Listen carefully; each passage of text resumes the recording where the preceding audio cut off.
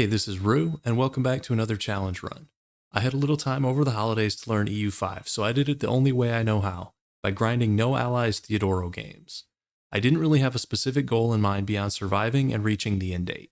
This one's going to be a little different since I have a couple failed runs to show. All these were played on Iron Man and patch 1.010. For those unfamiliar, this is Theodoro's start in EU5. We're a one-location miner, basically a mosquito on the side of the Golden Horde.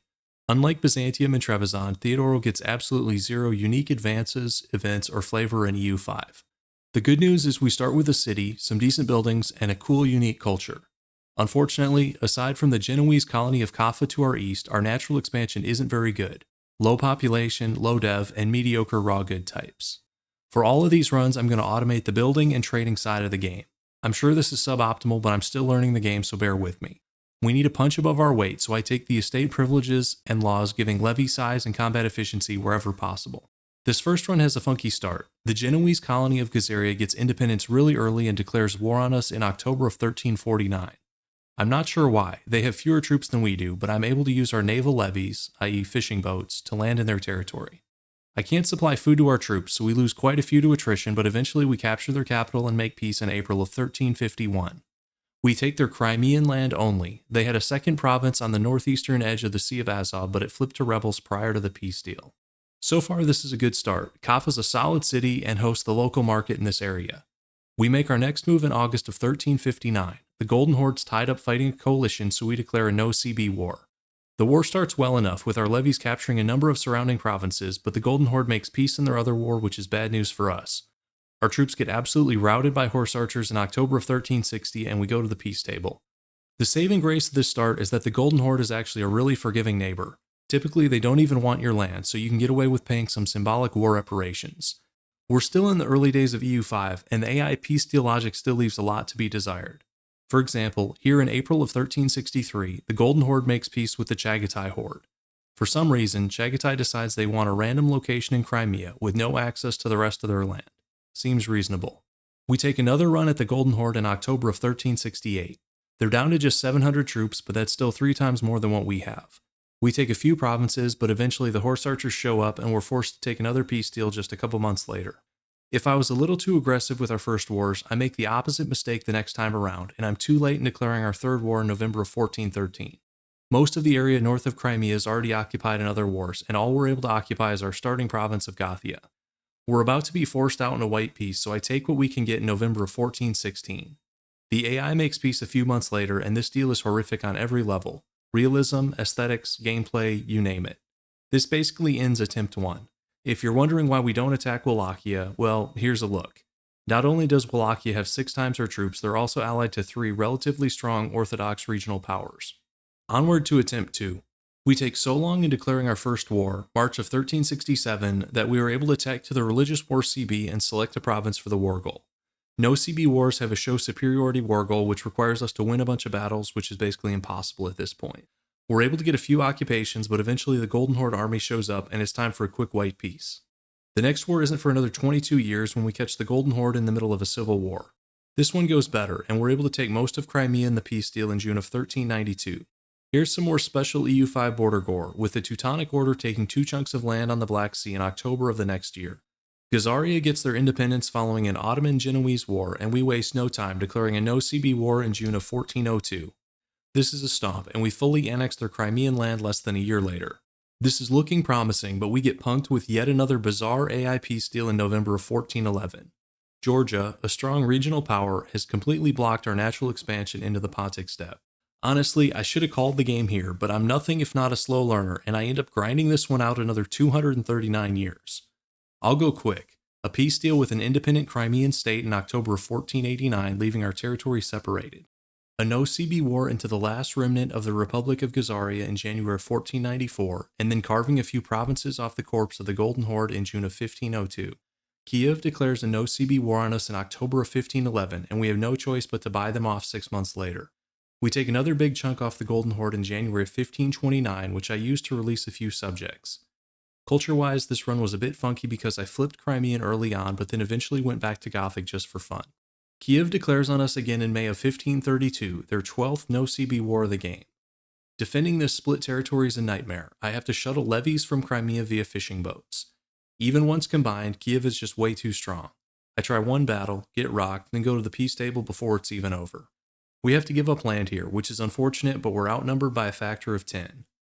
I've learned a few things in these runs, but the foremost lesson is that on the current patch, settled nations are much more aggressive than hordes. So the real threat to Theodoro isn't the Golden Horde, it's Kiev, Ruthenia, Muscovy, or whatever other non-horde nation you end up neighboring. Kiev is back for another round in March of 1571, but we're able to buy them off again without giving up land. We declare the next war, for a change, in August of 1575 on the Georgian subject to our north. We have an edge in land military tech, and we take a nice victory in the snowy steppes of Ryshin in February. Next up is Romania, and we win a battle despite being outnumbered in December of 1576. Finally, we take on the Georgians themselves with a battle in Tana in January of 1579. We make peace at the end of the year, annexing their subject and kicking Georgia out of the Pontic steppe. This doesn't look too bad, but the problem is on the current patch, AI aggression has been set to a level that I would call Genghis Khan on bath salts. Kiev is just relentless, with another no-CB war, their 16th of the game, in April of 1583. Our new land isn't even cored yet, so I just buy them off right away. Of course, this only buys us a few years, and Kiev hits us with another no-CB war as the truce expires in 1587. They're willing to be bribed off again, which feels strange. This cycle of no-CB wars from the AI but only needing money to go away is very alien for a longtime EU4 player. The truce is up in 1592, and you know what that means, the 18th War of Kiev aggression. They'll take money again, but these constant war reparations are taking a toll on our economic growth. It's 1599, and do I even have to say it? Yet another Kiev war. This time we have to dismantle a border fort as well as the usual humiliation and war reparations. For whatever reason, we get a bit of a breather, with the next Kiev war declared at the end of 1630, which we buy off again.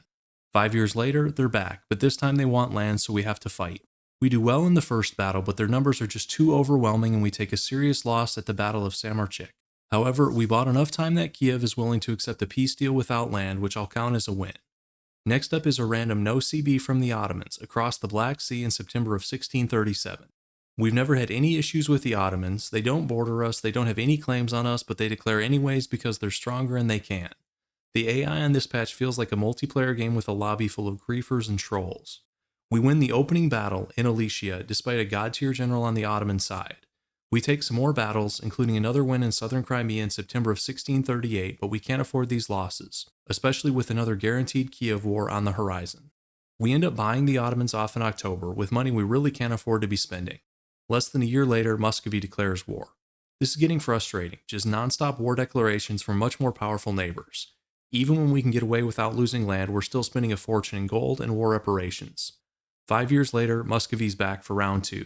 Despite being stronger than us, Muscovy still calls in their allies, leaving us on the wrong side of a 4-to-1 army size ratio. Mid-war, Kiev jumps in with another, which is just what we needed, but fortunately we're able to immediately buy them off.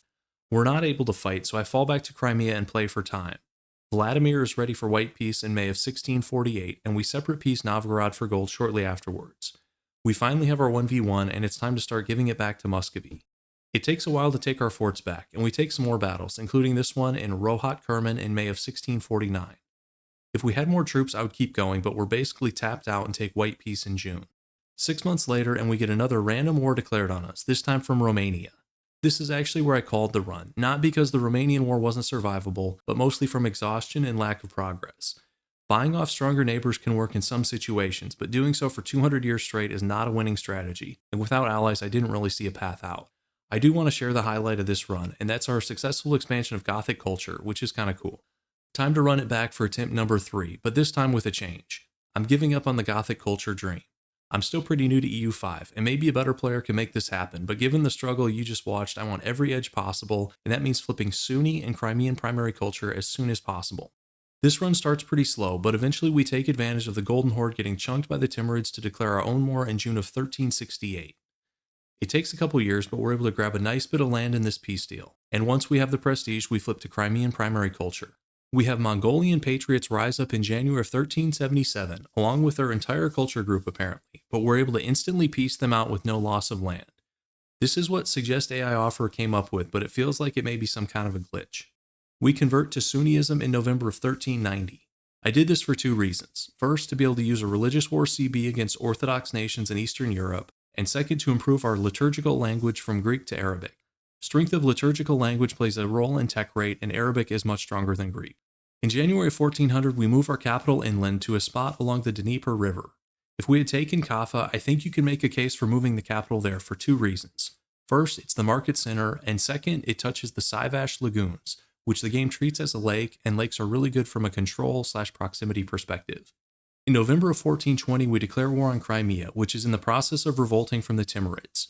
We're not able to grab all the occupations I would have liked, but we end up managing to annex the eastern two-thirds, which is still a significant expansion. Unfortunately, we now have a land border with Kiev. What could go wrong? Sure enough, just 5 years later, we have our first no-CB war from Kiev.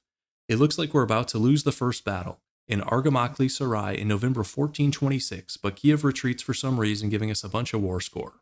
The second battle, in Kudak, a few months later, goes much worse, with our levies melting in front of enemy regulars. It's time to bring a classic EU4 strategy forward and hire some mercenaries. Our combined mercenary levy force engages a Kievan stack on our capital in March and routs them. We engage the larger enemy group in Mamai Sarai and take another victory. We push a bit too far and take a loss at Kryvyi Rih in June. With both our levies and mercenaries depleted, we offer peace, giving up a few locations and some gold.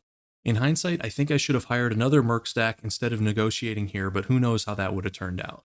Crimea rebels against the Timurids again, so we declare a second war in January of 1431. We're able to grab the land we want for some relatively easy expansion just a few months later. As expected, Kiev comes back for another round in October of 1440. They call in Wallachia, which seems like overkill. We get attacked by a superior Kievan force, including regulars, in Argamakli Sarai in January, which we ultimately lose. Our forces almost get cornered in Crimea, but we attempt a quick breakout while the enemy focuses on occupations.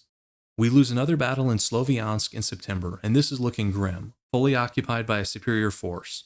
However, we have one last card to play. We buy off Wallachia with gold and war reparations in December, and then take out enough loans to hire another merc stack. We engage Kiev's forces a month later at Tahin, taking a solid victory, and then again in June. It takes a while, but we retake enough occupations to sign a white peace in December of 1444. Still, we had to take out so many loans, including for a second merc stack, that were forced into bankruptcy a year and a half later. This is looking pretty grim, but we finally catch a lucky break. I had royal married the Mamluks a while back, and we get a marriage union on the accession of our new Emira in December of 1447. This is new to EU5 and kind of like a guarantee, which we could use in the worst way. We get a succession crisis and eventually a civil war in August of 1453, but Egypt is willing to come sailing in for the rescue, and the war's done within a year. We take advantage of the Timurids being at war to declare our own in September of 1465. I've been prioritizing land military tech for obvious reasons, and we now have a significant advantage over the Timurids and their vassal swarm. For example, this immediate stack wipe in March. We make peace in June, taking 5 locations and money. This peace deal is surprisingly constrained, and I'm not sure why I didn't take more land. I'm not sure if I was worried about antagonism or maybe adding new culture groups. Either way, I think not taking more here was probably a mistake. In July of 1471, we lose the marriage union with Egypt, making us fair game for any aggressive neighbor. I'm not exactly sure how unions work in EU5 since we get a full union 6.5 years later in January of 1478. In EU4, Muslim nations couldn't get unions. Obviously, that's not the case in 5. We take advantage of the Union shield to declare an offensive war on Crimea as they try to rebel against Kiev in May of 1478. We're not able to grab everything, but we get a good chunk in the peace deal a year and a half later. The Mamluks are so strong on this patch that having a union with them basically makes you unattackable, so with our flank safe, we declare another offensive war against the Timurids in July of 1497. Since we're too poor to have any kind of fort network, these wars involve a lot of chasing and whack-a-moling small enemy stacks. When we do fight, it's typically non-competitive. We make peace in March of 1502, taking a peace deal more like what we probably should have taken last time. A massive chunk of land on our eastern border, as well as war reparations and a bunch of gold. From a distance, it might seem like we're doing well, and to an extent we are, but another factor in Theodoro being a tricky start is that most of the land in our natural path of expansion is honestly pretty bad. With a couple exceptions, the majority of our current land is low dev, low population, and with mediocre raw good production. Compounding this is the fact that the general location density in this area just isn't very high. Here's a look at the map. Compare the density for our region to the Balkans, Anatolia, and even Georgia. This is a long way of saying that, despite looking decently big on the map, we're still significantly poorer and weaker than pretty much all our neighbors. In January of 1508, we lose the Egyptian Union thanks to funky Mamluk succession laws. This is fine, although both options were scary. If you stay in a union too long, the stronger partner will start taking control, forcing you to adopt their laws and eventually annexing you. But not having the union means that we're back to the law of the jungle. Sure enough, I'm cruising along at speed 5 in June of 1513 when I get the distinctive EU5 war stutter. Kiev is back, although by now they formed the Principality of Ruthenia. Ruthenia has 10,000 regulars as well as a massive number of levies. On our side, we have 1,200 regulars and around 22,000 levies. Fortunately, the AI loves to split its forces and we're able to pick off some smaller stacks, including this low morale group in October. Here's another key battle in Itium in November. We've prioritized levy combat efficiency as well as military tactics, which results in a 3-to-1 advantage in casualty ratio. We take a follow-up battle in Barvin Cove, and I'm happy to report that EU5 keeps up the tradition of event pop-ups during battles. We need to train a couple additional regulars and fight a desperate defense of Keslev in June of 1514. At this point in the war, we've lost 12,000 soldiers, while Ruthenia and its subjects have lost 39,000. The last major battle is in Usivka in October, where we push back the last of the Ruthenian regulars. We make peace in May of 1515, taking portions of several border provinces as well as gold and war reparations. We take advantage of our new gold to repay our loans and create a new market in our capital. In addition, the war reparations provide a huge boost to our economy and let us finally start expanding our resource operations. Here's a look at our new market, which has pretty much displaced Kaffa. As expected, we haven't seen the last of Ruthenia, with another war declaration in July of 1528. Despite a numbers advantage, the first engagement of the war, a large battle near Usivka, doesn't go well for us. Even with all our bonuses, at the end of the day, levies struggle to hold up to regulars of the same tech level. We take a nice victory near the western border at Telegal in January 1529 with another 3-to-1 casualty ratio. One of the flaws of the EU4 AI, and one that's carried into 5, is a tendency for the AI to break a superior force into lots of small chunks that can then be defeated in detail. If Ruthenia was just to assemble a doom stack and chase us down, this war would be over in a month. Unfortunately, our military still has serious limitations, especially against large groups of regulars, and after a tough loss at Maisherinri, we have to retreat and hire more mercenaries. Ruthenia chases us into Crimea, but we regroup and push them back with a nice victory at Karusav Bazaar in June of 1529. I do like how EU5 lets you capture enemies and allow them to fight with you, which feels good, especially as an underdog. We take another battle in December, but of course we get interrupted by the mandatory Paradox battle pop-up. The AI is so aggressive in this patch that they'll throw everything they have at you even when they can no longer win. We clean up small stacks for a while and eventually make peace in April of 1531, taking gold and 3 more border provinces. Here's a look at our cultures. We're still majority Crimean, but we've accepted both Ruthenian and Mishar culture. Our next war is in August of 1537, but this time it's Muscovy taking a swing, who we share a tiny land border with.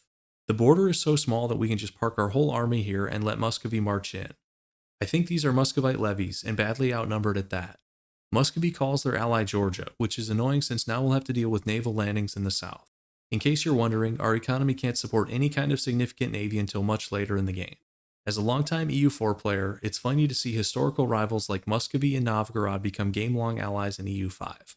This war is more annoying than anything. After 2.5 years, we've inflicted a 5-to-1 casualty ratio, but we're still outnumbered 74,000 to 24,000. I try to push into Muscovite land, but there's something funky here with our supply lines, and I have to pull out once I realize our army's about to starve. I can't get war score above 10 to demand anything, so we just take a white peace offer in February of 1542. That war was a waste of time and soldiers for everybody involved. Ruthenia gets a claim on us in October of 1543, followed by a near-instant war declaration. We finally have a bit of a fortification line along the Ruthenian border, which is very helpful. As usual, the AI is splitting up their forces way too much, and we clear the first enemy stack in Poltava in February of 1544. Next, we take on what I think is mostly levies in Zamiv and May. Our levies are significantly better than theirs, and we're now fielding a small corps of regulars as well. A year and a half into the war, we've lost around 13,000 troops, while Ruthenia has lost around 50,000. We make peace in March of 1547 after a 3.5-year war. We take 2 provinces along the Dnieper River along with the usual gold and war reparations. 8 years later, you'll never guess who attacks us again. I haven't been keeping track, but I'd appreciate it if somebody totals up the number of times we get declared on by Kiev/Ruthenia across all 3 runs and post it in the comments. We pick off a small 6k stack in Smila in June, but then we bite off a little more than we can chew in Korsun. Ruthenia smartly reinforces and I retreat when the right flank collapses. We have better luck a couple months later with a long and bloody battle in Smila in October. Here's the third key battle of the war, in Korsun in December, and of course you know we're due for a pop-up here. We have the war pretty much handled, but Ruthenia calls in Sweden with 56,000 troops, which isn't very sporting. Sweden's troops are pretty good, and we're not really in a position to fight this, so we accept defeat, dismantling a few forts, humiliating ourselves, and paying gold. We have an 8-year breather before our next war, which is Muscovy this time. Once again, we have to deal with the Georgian alliance, which is annoying since our fort network only guards the north. Our southern coastline isn't fortified at all. Most of the action in this war takes place around the border fort in Izium. Here's the first battle in September of 1565, which we follow up by catching a Novgorodian stack with no morale in the adjacent province. Here's the second battle for Izium, interrupted by a series of loan repayments. We separate peace Novgorod in April of 1569 and then end the main war by demanding a bunch of gold for Muscovy. Ruthenia gets another claim on us in July of 1573 and immediately declares without hesitation. In EU4, another nation getting a claim on you meant that an attack could be coming in a matter of months or years depending on a lot of factors. This declare war 200 milliseconds after fabricating claim feels kind of like how a human would play, which is interesting. We take a bloody battle in Smila, and despite a favorable casualty ratio, we end up retreating as Ruthenia feeds in additional stacks. Here's a better battle, in Usivka in December, and you know what? I'm not even going to say it. 3 months later, we fight another battle in Usivka, and I don't know if these are outdated levies, bad rolls, or both, but this is an absolute beatdown with an almost 8-to-1 casualty ratio in our favor. As long as Ruthenia doesn't call any allies, we've had so much practice with these 1v1 wars that they're not presenting that much of a challenge. We make peace in February of 1577, taking gold and advancing further along the Dnieper. Kiev, the core of Ruthenia's population and economy, is just a province away. In January of 1578, we have to fight a war against a group of Khwarezmian rebels. The silly thing here is that this was a tiny group of like 10 guys in one location, but due to how rebellions work in EU5, they kick off a huge war, including the Timurids and all their subjects. We have enough of a tech lead that these enemy troops don't present a serious threat, and we make peace in December, taking our location back. Muscovy declares again in May of 1580, and once again we have to deal with the annoyance of Georgian naval landings on our southern coast. This war was an odd one in that Muscovy didn't send their own troops, but their allies did. So we were fighting Novgorod in the north and Georgia in the south. In February of 1584, a new challenger approaches. Hungary, one of the strongest powers in Europe with a no-CB war. If that wasn't enough, Hungary calls the two Sicilies, who have dominated most of Italy, as their ally. We make a quick white peace with Muscovy. The worst thing about this Hungarian declaration is that the AI doesn't even really want anything. The suggest offer button is completely useless on this patch, and I try offering money, but I can't get enough positive reasons for Hungary to accept. If I offer land, Hungary rejects it because they don't want the antagonism. There's literally no deal that Hungary will accept, which is frustrating. This goes back to the feeling I had about the Ottoman Declaration in our second run, with the AI on this patch acting like a multiplayer lobby of griefers and trolls. We take a battle against a combined Hungarian-Sicilian force in Telegal in May, and we actually win, but we can't afford these losses, and they definitely can. I mean, look at this war overview. We have 27,000 troops while they have almost 200,000. I ended the session here, vented to my Discord, and almost rage quit the run, but after sleeping on it, I decided to come back and give this one more try. The next day, I load up the game, and Hungary is now willing to take a cash-only peace deal. I hope Paradox works on this. This is obviously a key part of the game, and exiting and reloading shouldn't be required to get a peace deal to work. Of course, we take the deal before the game decides to take it away. Muscovy declares on us again in May of 1595, and we take on a force of their regulars in Kotmish. We rout a second stack of Muscovite regulars in Yaroslavka in October. We beat back some levies in Poltava, and 2 months later we fight back-to-back in defense of Kotmish. We can win these wars, but they're taking up a lot of time and manpower that I'd rather keep ready for Ruthenia or Hungary. We make peace in February of 1597, paying gold and some war reparations. I have a plan here to stop the constant aggression from Muscovy. As soon as the war's over, I sell our only border location with Muscovy to the Timurids. I'd give this province away for free, but the Timurids are willing to pay quite a bit of gold, which of course we'll take.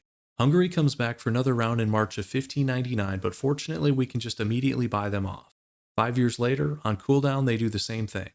We buy them off again, but it goes without saying that the constant war reparations and lump sum gold losses aren't doing our economy any favors. Ruthenia declares war on us in February of 1613, and we smash a force of what must be levies in Kaharlik in May, with an over 8-to-1 casualty ratio. We take a long and bloody battle against multiple stacks in Yaroslavka in December, and once again come out on top. We make peace in May of 1615, taking Kiev and 2 neighboring provinces. This area is really the heart of Ruthenia, home to their capital, population center, and tax base, so taking this is a huge power shift, and I think this is the last offensive war Ruthenia declares on us. Gazaria finally gets independence from Genoa, so we set up a claim and declare war in July of 1629. It's rare for Genoa to keep this so long, but they had really good diplo this game. I think allied to France or one of the other European supermajors. Of course, without allies, Gazaria has no chance, and we fully annex them in April of the next year. We end the court and country situation by going down the liberalism path. For this run, I was role-playing an open, high-literacy society, but I'll show more of that at the end. I destroy the Kaffa market in December of 1650, letting our capital market absorb that area. Here's a look at our proximity to capital map mode. I prioritize building and upgrading roads from our capital, but you can still see significant drop-offs near some of our border provinces. A new nation gets kicked out in a peace deal, Voronezh, on our northeastern border, and we declare no CB war in October of 1656. The war takes just a few months and ends with their full annexation. Hungary gets tied up in a large coalition war in the west, so we take advantage of the opportunity to get a little payback in April of 1680. I like the symmetry of these wars. The first time around, we had 27,000 troops against almost 200,000 enemies. This time, the Hungarian side has 27,000, and we have 135k. The Hungarians try to fight, but they're just too outnumbered. We make peace in July of 1681, taking a few provinces in the west. This was more of a border gore cleanup war than anything. If we were really trying to weaken Hungary, I'd go for more land and maybe break some key alliances. In December of 1678, we upgrade our government rank from duchy to kingdom. We've met the religion and culture requirements for many years, but the toughest part of this upgrade was getting to 50 prestige, which seems kind of dependent on event RNG. Ruthenia has really strong diplo, allied to Hungary, Poland, and Sweden, but we find a decent moment to strike in November of 1684 when two of their allies dishonor. We spend the first phase of the war fighting Hungary in the west, but after a year they're willing to separate peace. We're back to a 1v1 with Ruthenia, and we've seen this movie before. We make peace in February of 1687, cleaning up the borders in the west. Muscovy's next, and we declare a religious war 2.5 years later. We take a battle in a province that I can't pronounce in May of 1690, and thanks to our focus on land military tech and levy combat efficiency, even in the 5th Age our levies can still hold up to Muscovite regulars. We make peace in March of 1691, taking a large chunk of land along the Muscovy border. Just a few months later, I get surprised with an event to get a free war declaration on the Timurids, which is too good to pass up. Remember, we're Sunni, so we can use the religious war CB against our other neighbors, but not the Timurids. We make peace in September of 1693, taking several provinces, including the Timurid enclave on the Ruthenian border. If these look random, it's because I'm prioritizing taking Crimean culture provinces since those are easier to core. Ruthenia is next, with a war in February of 1697. I'll skip right to the peace deal, another large chunk of land on the northern border.